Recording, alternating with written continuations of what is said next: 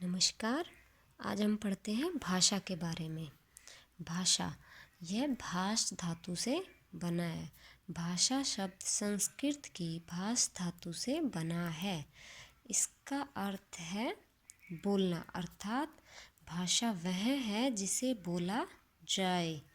जिस साधन के द्वारा मनुष्य अपने भावों और विचारों को बोलकर या लिखकर प्रकट करता है उसे भाषा कहते हैं। भाषा के दो रूप होते हैं, जैसे मौखिक भाषा, लिखित भाषा, और इसका एक तीसरा भी रूप होता है जिसे कहते हैं सांकेतिक भाषा।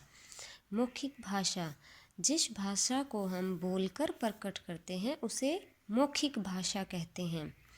लिखित भाषा, भाषा के जिस रूप से हम अपने विचार या भाव लिखकर प्रकट करते हैं उसे लिखित भाषा कहते हैं। तीसरा सांकेतिक भाषा, भाषा के जिस रूप से हम अपने विचारों या भावों को संकेत द्वारा प्रकट करते हैं उसे सांकेतिक भाषा कहते हैं। इंग्लिश में इसे सांकेतिक भाषा को साइन लैंग्वेज भी कहा जाता है। इसका प्रयोग मुख्यतः जो लोग विकलांग होते हैं, जिनको सुनाई नहीं देता या दिखाई नहीं देता है, उनको साइन लैंग्वेज के द्वारा बताया जाता है।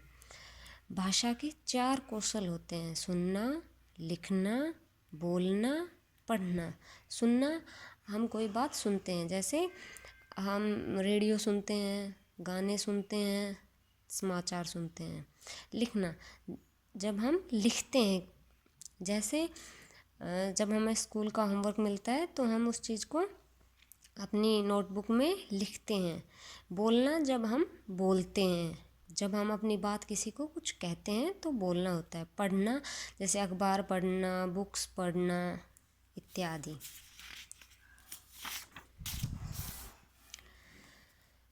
हमारे देश में संसार के 4 भाषा परिवार हैं, जिनमें भारत यूरोपियन भाषा परिवार, द्रविड़ भाषा परिवार, तिब्बत और बर्मी और आग्नेय भाषा परिवार।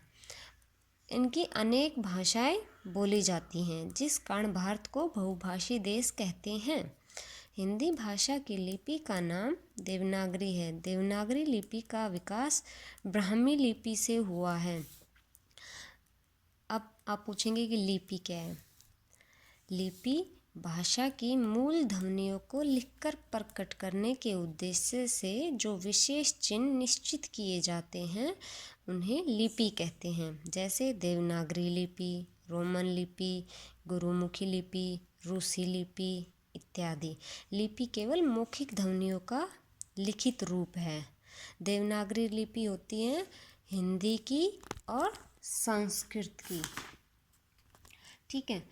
रूसी लिपि, रोमन लिपि होती है अंग्रेजी, फ्रेंच, पोलिश, जर्मन, स्पेनिश आदि की। गुरुमुखी लिपि होती है पंजाबी की, ठीक है। और रूसी लिपि होती है रूसी, बुल्गारिया इनकी। लिपि केवल मौखिक ध्वनियों का लिखित रूप है, मौखिक ध्वनियाँ जो बोली जाती हैं। तो आज हमने पढ़ा भाषा के बारे में।